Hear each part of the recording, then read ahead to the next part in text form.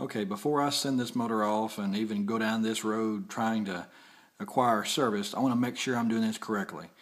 The multimeter, as you can see, is set to ohms. Right here is an old Steve New motor. It's a perfectly good motor. I ran it many a time an old T-Rex 600 several years back. And here is the culprit. Here is the Xera 4530 limited edition. I'll show you what I'm doing right quick. You can take one lead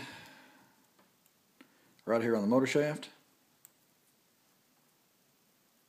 I'll leave it right here so you can see it, and I'll put the other one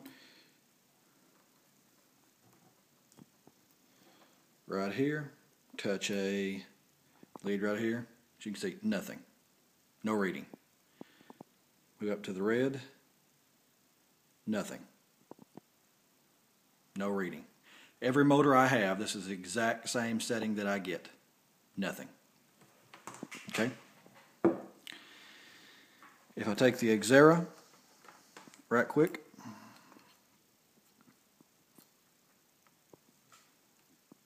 let me lay this on the, let me get this set up right quick.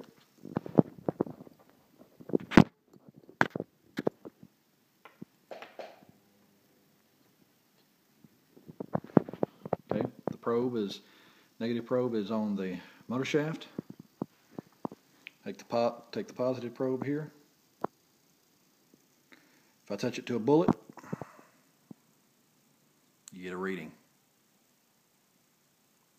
Any bullet, next bullet over, you get a reading. Same for all three.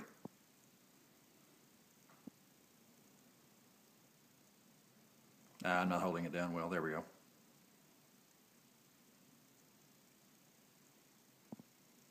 This is the only motor that I own that this happens. I'm going to assume that the only way that I'm getting a reading is there is something shorted internally or something is wrong with the motor.